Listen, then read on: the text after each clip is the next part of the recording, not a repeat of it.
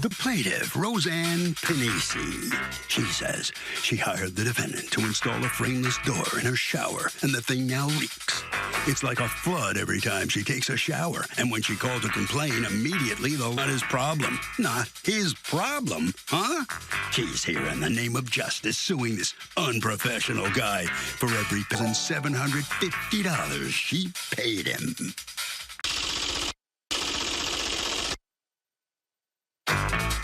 This is the defendant, John Passanisi. He says he told the plaintiff she needed to change the pipe on the shower head because the water sprayed directly towards the opening of her shower. She agreed to make the $15 change, but never did. That's where her problem is. All she has to do is replace that pipe to direct the water down onto the shower floor, like she was supposed to, and all her problems will dry up. Oh, and for a full refund, no way. He's accused of being all wet.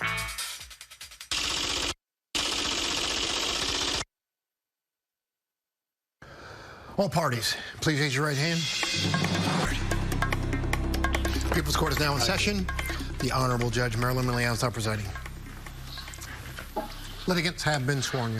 Thank you, Douglas. You're welcome. Okay, Ms. Panisi, you are suing Personal Touch Glass and Mirror, represented here by Mr. Passanisi, for $2,750 that you say you paid for a shower door installation that is not working. Tell me what happened. Okay, so John was recommended by my contractor, Robert Stanko, and Robert is the one had the shower stall ready with tile, with quartz lining. We had the shower head in. It was basically all complete. So John recommended the frameless shower door system. So during the visit of September 28th, 2021, that's when I was to give John the deposit to do 2 shower door systems. There would have been 3, but only the master was ready on the first floor. So John, Robert, and myself, we met in the master bathroom, and basically my contractor asked John if he needed anything changed before the shower doors would go in, because that would be the time to do it. My contractor said he still had tools here and whatnot, but the job was completely done. The shower head was in. Had he created the actual shower? Had he constructed the shower, or he had just changed a tile on it? My contractor just changed the tile on it. Okay. And then what did Mr. Passanisi say when he said, is there anything you need done?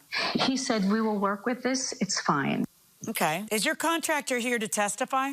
I have an affidavit from him, and he's available by phone.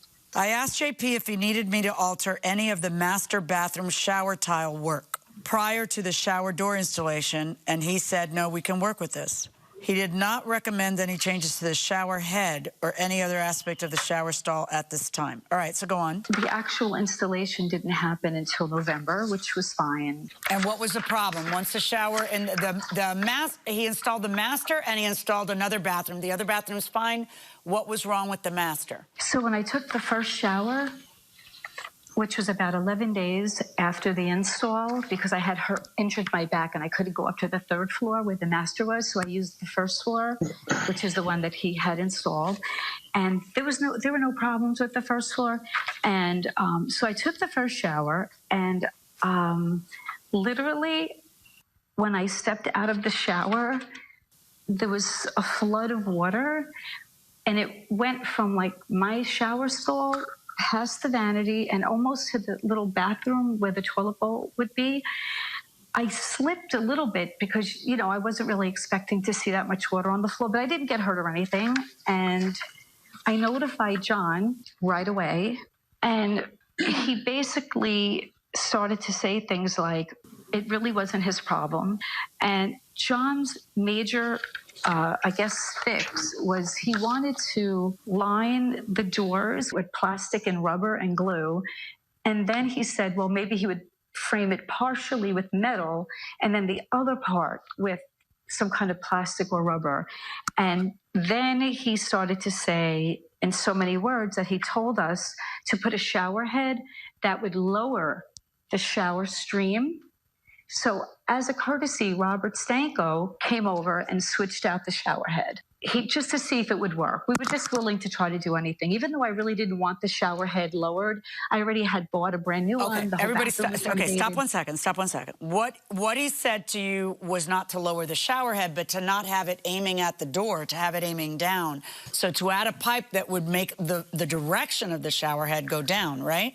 He called it a but it's not lowering, it's making the well, let's see the pictures. You have some video that you provided, correct? Yes. Okay. And the way the shower's designed. Okay, who'd you put in there for this demonstration? That's Evelyn. She's right next to me. She's my neighbor and my friend. And you can turn the shower on. Oh, Evelyn is a good sport. I know, she is. Okay, so right here what we have is the shower head before anybody as a courtesy does anything. That is how the shower head always was, right? Correct. That's always been a shower head. Right. And if you notice, it's tiled, so we really can't change. I tried to change the direction of that shower head by tilting it, but when the water... Right. Okay, let me hear from you, Mr. Passanisi. Okay. So what was it that, according to you, you had been telling her and supposedly the contractor? Okay. I told her a year ago in December of 2020, when I first went to the house, that they would have to change the fill pipe to a 90-degree going straight down. So it would go like this and then down like that? Correct. Something that would go straight down like so. Okay, so it comes out of the same hole in the wall. You don't have to hack up any tile, but it just goes down instead of just being connected here and spraying towards the door, which is here. That's what you told her. Okay.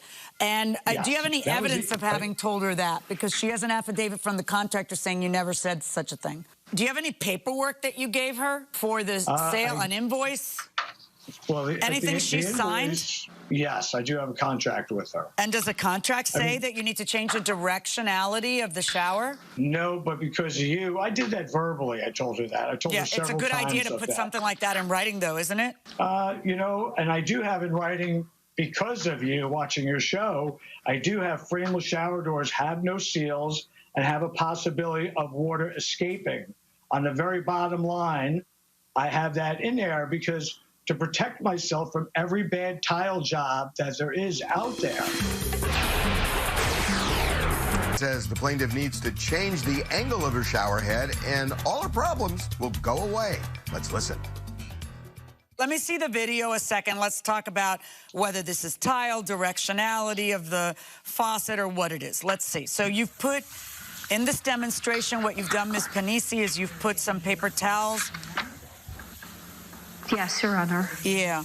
Now, let me just ask you, Mr. Passanisi, on these doors, there are the rubber, there are or there aren't those rubber, I don't know what the word I should use are. Seals? Yes. So when you close the door, it should shut kind of a little bit, like seal? Well, a frameless shower door doesn't have them on there. But if you are having an issue with it, that is something that we would visit afterwards. Okay, you know, so first, while I'm looking at this frameless shower door, it doesn't have any of those rubber seals anywhere? Not even on the bottom? Correct. It has a deflector on the bottom. On the bottom only? Right. As you can see, the water is coming through terribly, and it's only a 5.5-minute shower. Evelyn, you can cut the shower if you like. We've got a lot of footage. This is the water that's coming out of these towels. Did you ever see this video, Mr. I didn't even look at it because... Did you ever go back to the house to take a look at the problem? She threw me out. Wait, so did you go back to the house? Is that a yes or a no? I did go back to the house. And when you say she threw you out, why? What do you mean? What happened? Well, so I went to the house and to see that she never changed the filler pipe to a 90-degree going straight down. Okay. So with that, I brought a seal and I brought a threshold to go across the bottom. And she started right away when I got to the porch, she started yelling at me saying, "Oh, you're not putting that in my house." Da, da, da, da. I said, "Well, Rose, let me take a look at it. Let me see what we got going on up there." So I go up there and I put a level on the curb, and I see that the curb is pitched out of the shower. And her Okay, floor we're talking is now, also- to be clear, here's the shower coming down. Here's the door. This is the shower area. Right. So this is That like that part- step. Okay, that Right. part, rather than being pitched towards the drain, you're saying it's Correct. pitched towards the outside. By Correct. how much? Yes. By how much? I put a level on there, and it was a good almost 3/16, a quarter of an inch, maybe Okay. 3/16. Okay. I didn't really get that far into it, because once I put the level on there, she saw me put the level on it, and she goes, "You can leave now." All right, So what's your then the version of nephew- that encounter, Ms. Panisi? My question was, John, why didn't you take the leveler out before you agreed to put the frameless unit in? That pitch and the tile never changed. So after the fact, he Okay, decided so stop that the one pitch was second. not And good. what's your answer to that, Mr. Passanisi? Because that would matter in how much water comes in or out, and that's an easy moment. You just take a level, and you put it on the thing. Like, why wouldn't you have done that then? Because she was supposed to change the filler pipe from day one. So you don't really think the level of the tile is the problem. You think it's the pipe. I think if she changed her pipe, she would have no problem. And I know that she did not change the pipe because the nephew called me up and told me she never changed the pipe. Why is a nephew calling you up and squealing on his aunt? He called me up like 3 times, and then he threatened me and stuff. Okay, if you according to you, Ms. Panisi, your contractor changed to the 90-degree and it didn't help. Can you prove that? Because you don't have any video of that. Oh, yeah.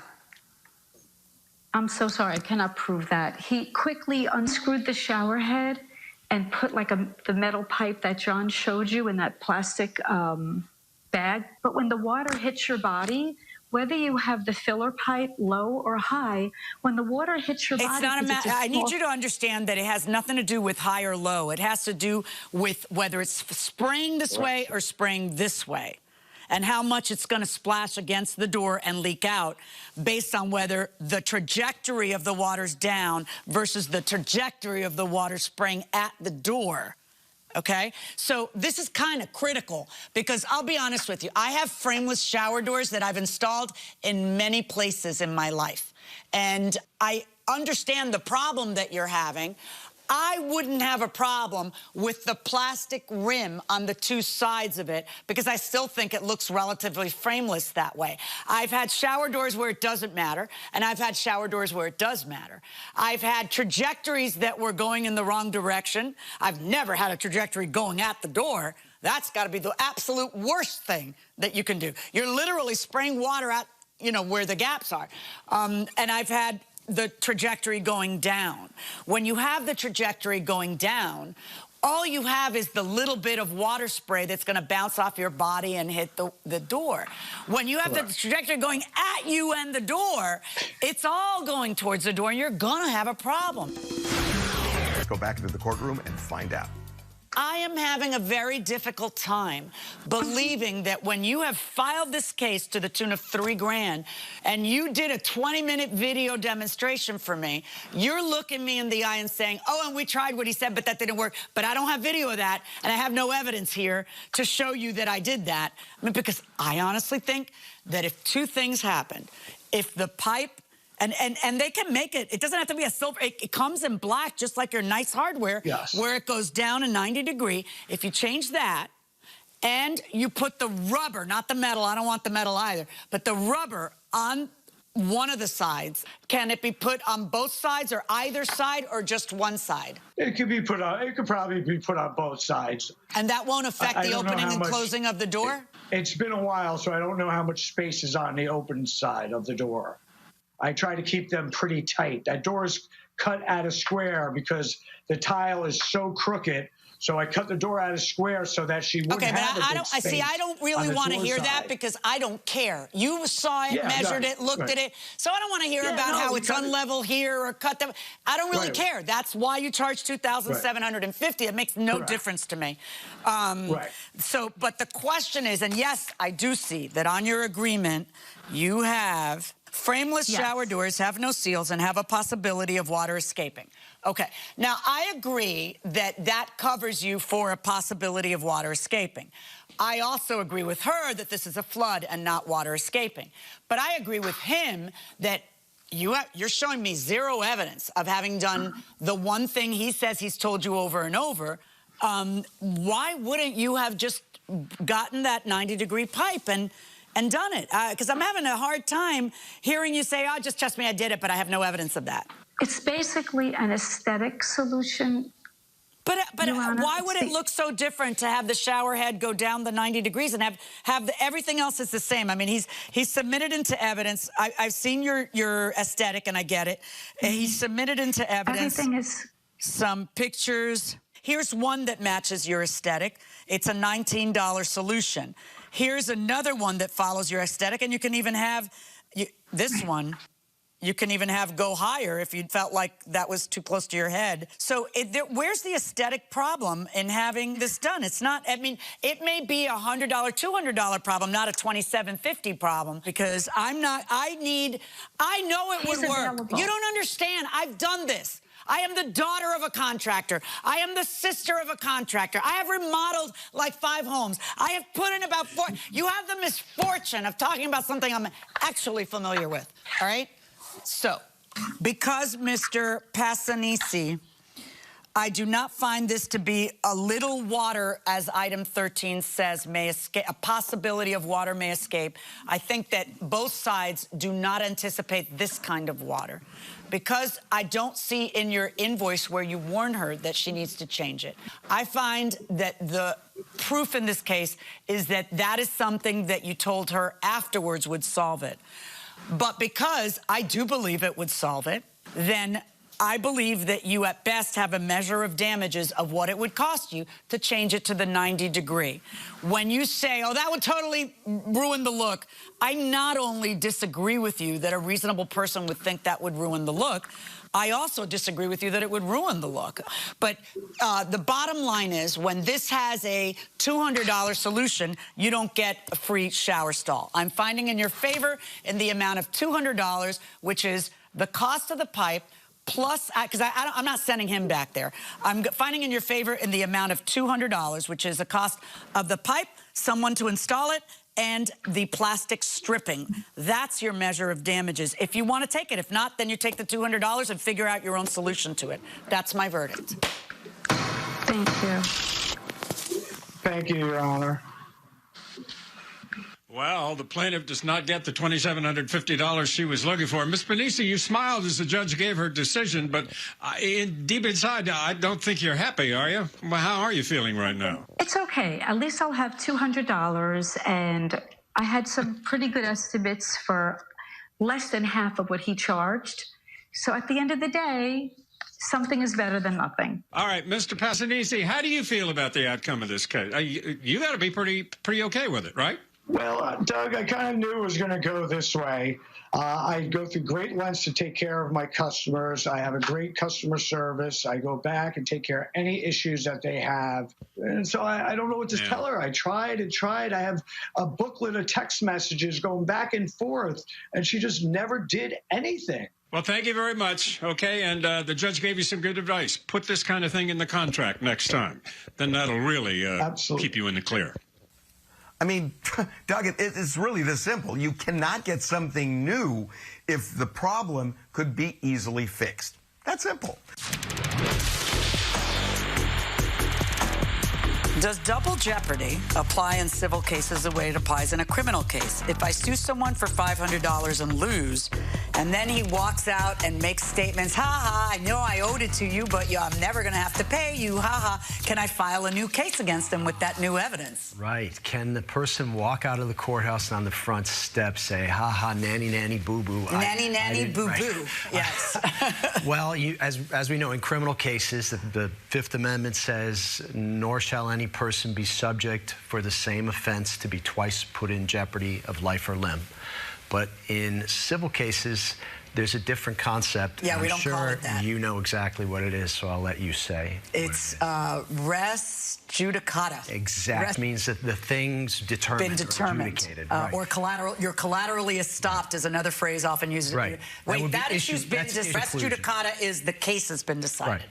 So, yes, in a sense, it's not the same as double jeopardy. It's different, but you don't get 50 bites at the apple. Or, no. Is that the right phrase? Exactly. What's going to happen is if you file another lawsuit, a judge is going to read it. There's going to be a motion to dismiss right from the beginning, and they're going to attach the judgment from the last lawsuit to that, and they're going to say, Judge, yeah, but wait, but since then I got him on tape saying X, or whatever.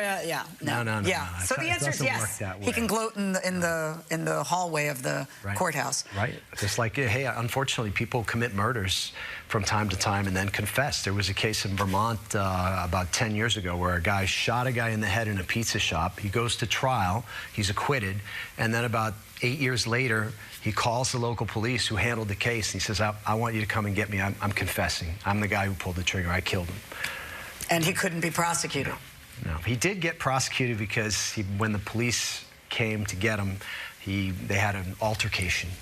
And I think they prosecuted. And that's the only thing they could prosecute. Simple assault. Some new thing. Simple assault. Right. But, other people sometimes have been prosecuted for perjury after the fact. They confess later on tape or in a phone call, and then it turns out, well, we can't. Yeah, like if he testified at his own trial and lied, and now you have evidence of that, that would be a perjury charge. But you can't try him again, no matter what, no matter how unfair it feels, you can't try him again for the actual crime. Right.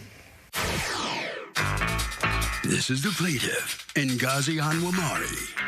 She says she hired the defendant to put faux locks in her head, and the woman clearly didn't know what she was doing because the locks she used were too heavy, and she now has terrible neck pain.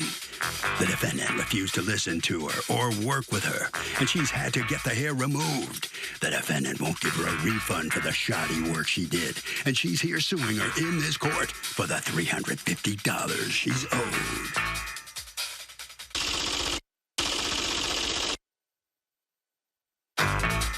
This is the defendant, Victory.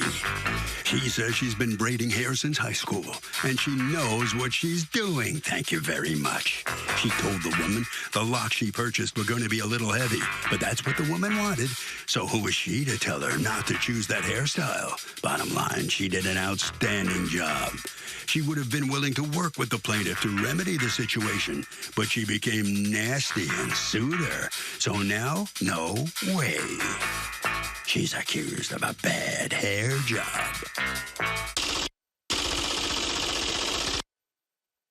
The defendant has filed a countersuit for $350 for defamation and wasting her time. All parties, please raise your right hands. Welcome back to the People's Court. Next case on the docket. The plaintiff says that she hired the defendant to attach dreadlocks to her hair, says the hair was actually too heavy, and as a result, she now has horrible neck pain. But the defendant says the plaintiff purchased her own dreadlocks. She told her that they were going to be heavy, but she wanted them installed anyway, and here they are. It's the case of, I dread this neck pain. Thank you, Douglas. You're welcome. All right, Ms. Anwamari, you are suing Ms. Victory and her company to return $350 that you paid for a hairstyle that you feel she negligently did, and you are suing her for $350 for defamation and wasting your time. All right, let me hear from you first, Ms. Anwamari. What happened here? So I went to go get my hair done. The style was $350. I was given the hair, so she bought the hair, she installed it. When I was there, I noticed. Who buys the hair? You buy the hair or she buys the hair? So she bought the hair. It was included with the style. Okay. And did you tell her which hair to buy, or you didn't tell her which hair to buy? Okay, go on. No. So do you send her a picture of the hairstyle you want? So I choose the style. That's on her website. Correct, yeah. Okay. And do we have a picture of the style that you chose? Yes. So go on. So it's called textured locks. Okay. So go ahead. Yeah. So I chose that style. I get there. We're kind of talking. We're actually having a good time. Talking to her about different things. And before that, I remember paying a deposit, like on the 16th. And then that morning, she texts me and she's like, hey, the rest of your style is going to need to be paid in cash. And so I get there. She's every time she does a lock, she's like, is this good? Is this good? And I'm like, yeah, it feels okay.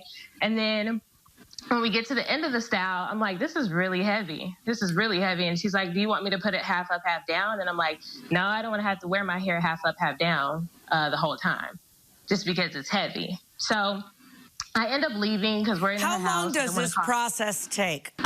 So on her website, it said 4 hours. I can't recall how long it took, but it took some hours. Do you recall how long it took, Miss Victory? Yes, it took about 6 or 7 hours. Okay.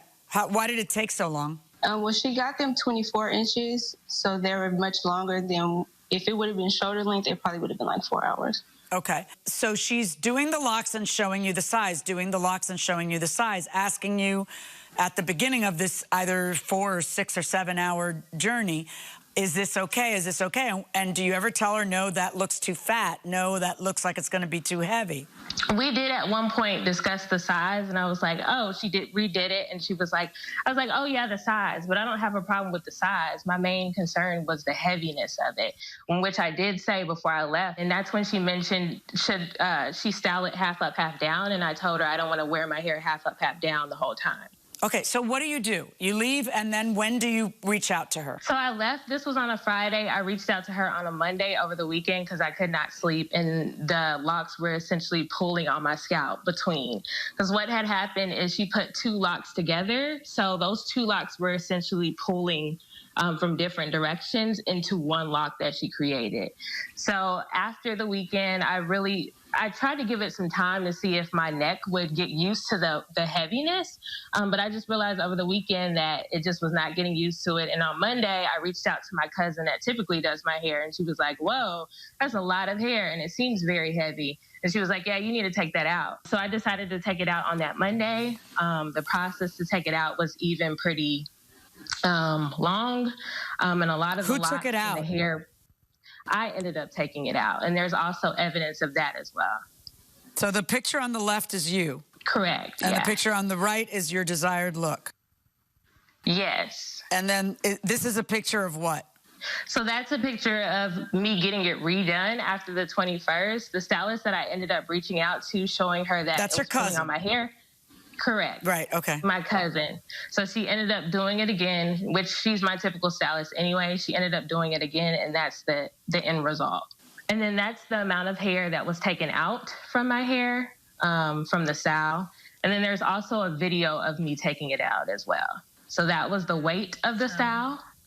I ended up getting locks, and they are so heavy. Look, literally. You hear that? Like hitting me? It's that heavy. Like literally.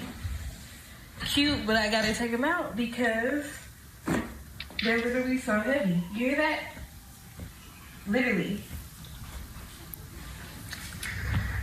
You reach out to her the following Monday, is it? And text her that you would like to take it out. And what is your request at that point? Will you take it out free of charge? Right? Yeah, so I asked, would she take it out free of charge or would she discount? Because I know that she spent her time to do it. So it's just a matter of, I'm not asking for a full refund at that time. I'm just asking for you to work with me. Right. I wasn't able to wear the hair more than 3 days. And for me, it doesn't make sense to pay $350 for a style that I couldn't keep in. And one of her promises on her website was that it was tension-free and lightweight. So I didn't get tension-free or lightweight. Okay. Let me hear from you, Ms. Victory. Initially, when she came and got her hair done, she's explaining to me how she wanted the texture locks to be a little bigger, I'm guessing, as far as the parts. So initially when I started because I wanted to do them one by one, like one by one of her locks, so they can be smaller, and they probably would have been more comfortable on her head. But she wanted them a little thicker. So at first I put 3 locks together. That was too much. So I ended up putting 2 together. And I was asking her, because I was telling her that it was going to be heavy because her locks were thick and she was getting them 24 inches, so they are pretty long, so that adds more weight. I did like the first back rows, and I was asking her, like, is this a good size? You know, is it good on your head? Because I knew it was going to be heavy because we used like 8 bags of hair. And then from there, I just was doing her hair. And then when she got done, she looked in the mirror. She said it was a lot, and I was like, yeah. That's why I was asking you as I was doing it, like, was it okay? Because, like, it's a lot of hair. Her locks are thick. They actually look pretty smaller now. They look nice.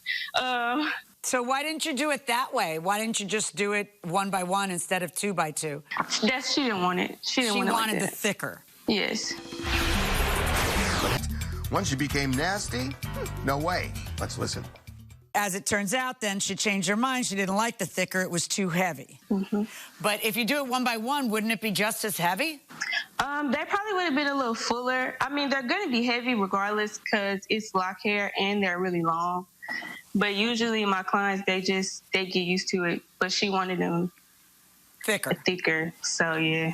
All right. And so is she right that then it was pulling 2 of them in order to make the 1? So yes, I twisted 2 of her locks together and then wrapped it to make the lock. So she texts you, and let's see the text she sends. What day does she do the hair? On the 18th. And then on Monday the 21st, she texts you, unfortunately, my hair is extremely heavy and causing me to have neck pain. I can't keep it in. This in mind, it hasn't even been 3 days since the install. Would you be willing to refund a portion or remove the hair for free? She texts you at 4:18 on Monday, and on Tuesday at 8:23, when she has not heard from you, she writes to do. This in mind, $350 isn't worth ruining your business name reputation. Got the hair removed. This is very bad business. Do it to yourself, God bless. Did you ever respond to her? I did. And then where are those texts? Do you have those? Because she didn't give them to me. I sent those in. Okay, give me a moment. Good morning. I was very busy yesterday and didn't see your message. I do apologize. I would have been happy to take the locks down for free. As far as the locks, I apologize if they were stiff and too heavy for you. I did explain that they would be thick and maybe stiff because of your natural locks. See, here's the thing. You know, this isn't somebody cuts your hair and boom, they botch it, and it all happens in a second, and then there's no way back.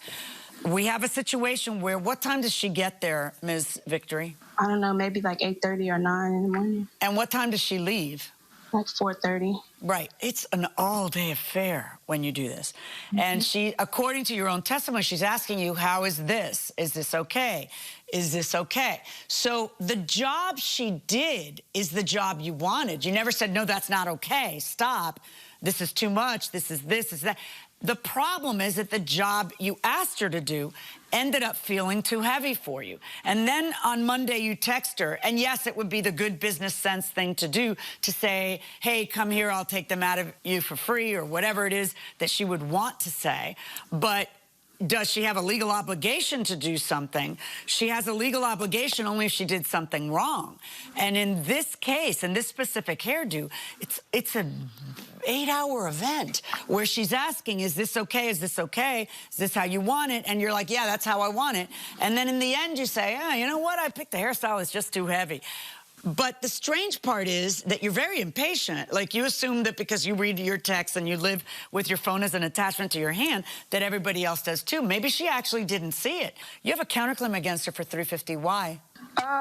Really just because, like, I would have been willing to work with her, actually. Wait a second, that's the best answer. Hold on one second, I want to hold on to that. Well, just because. Just because, what do you mean?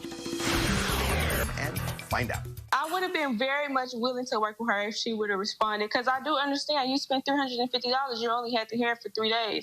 And I do understand that it was heavy. So I would have gladly gave her some type of refund, but she never said anything back. When she sends, oh my gosh, I didn't see it, I would have, you know, taken them out for free. Why wouldn't you then, I'm just curious, say to her, Go ahead. I was going to say, this is actually the first time I'm seeing that. After that message, I actually blocked her because I didn't want any you were so further upset. conflict. Okay. Well, No, because I didn't want any well, other look at that. At conflict. 8:33, not 10 minutes after your second message, she says, oh, my gosh. Wait, let me read it again. Good morning, exclamation point. I was very busy yesterday and didn't see your message, exclamation point. I do apologize. I would have been happy to take the locks down for free. Like, this is an entree to continue discussion. But if you block her, you're not going to know that she sent you a text 10 minutes after your second text, right? Yeah. All right, on your counterclaim, 0. However, Ms. Anwamir, on your claim against her, I'm also going to rule 0 because this is something that I think you just had buyer's remorse on. This is a style you picked. This is a style you saw happening that took 6 hours to do. So you see as it's going along just how thick it's going to be. And at no point do you say, stop, this is too thick. It's just after you wear the style you picked and you say, yeah, okay, let's go. And you leave and then you think you'll get used to it and then you don't get used to it, that you have the buyer's remorse. That doesn't mean she breached the contract. I'm ruling in favor of the defendant on your claim against her. On your counterclaim, 0, because just because is not a reason to sue someone. Okay, Doug, we're going to take a break. When we come back, Doug will have a chit-chat with the litigants in the hallway, and Judge Million's going to have the chit-chat of her own with her husband. So the defendant prevails in this lawsuit. The plaintiff does not get her money back. Ms. Anwamir, let me ask you how you feel about the judge's decision here. You're not getting money back, you know. Yeah, it's fine. It was just a matter of the principle. Like, had I known she responded, I would have been totally fine and saved some of my time. What about the hairstyle? Did you like the look of it? We know it was too heavy for you and your head hurt, but did you like the look? You picked the look out, you know, from her catalog. Yeah, that was never something that I was coming to contest. It was more so the heaviness and the lack of ability to wear it due to the heaviness, and her company basically saying that it would be lightweight and tension-free. Okay. And what are you wearing right now? Is that a style or is that your natural hair or what? This is my natural hair. Oh, it is? Okay. All right. Well, a lot lighter than the other. No question about that. All right. Let's talk to Victory. Victory, does this happen very often when you put that much work into a job, the customer's not satisfied with it? No, not very often, but I do get, a couple bad apples, I say. All right. Well, obviously she was not happy, and what can I tell you? You're okay. You don't have to give her the money back, and you didn't win your countersuit. Just for the fact. Look, I wish I would have gave a better reason so I could have got some countersuit money. All right. Well, listen, congratulations. Thank you very much. So, Doug, here's the thing. You may have regrets about what you got and what you paid for, but once the deal is done and the job is done properly, buyer's remorse doesn't cut it. My sister lives in her apartment for more than 35 years. She lives on disability. The building was sold about 3 years ago, and ever since they've been raising the rent. In 2021, she was paying $765, and it went up to $1,250. They fix nothing and harass her. They want her out so they can charge someone new more. What can she do? Well, I'm sorry that she happens to be on a fixed income and on disability, but the judge or the jury is supposed to dispense justice without fear, without prejudice, and without sympathy. So it has to do with the contract between her and her landlord. And her lease and she her is honoring legal it, rights whether as he a is tenant. exactly, right. And that's it. So, so if you're on a month-to-month tenancy, then you have the right to have the notice that your state requires on a month-to-month tenancy. If you're on a lease, then you have the right to have the notice that the lease says. In other words, if you rent for $765 for 1 year on a lease, you can't expect that it's going to be $765 the next year, because unless it's rent controlled and they're violating some rent control, law. Or they've raised it beyond the amount that you're legally entitled to raise it. Some states control. If there's a state that limits the amount you can legally raise it. Right. Or if the landlord's really breaching the lease by not fixing stuff that should have been fixed. Well, that's a totally different issue. If they're not fixing stuff, then you can withhold rent until they fix it. But that's not going to let you stick around. It's not going to keep you there at the rent you want to pay, which is really what you're questioning. It gives you a remedy, just not the one you want. Right.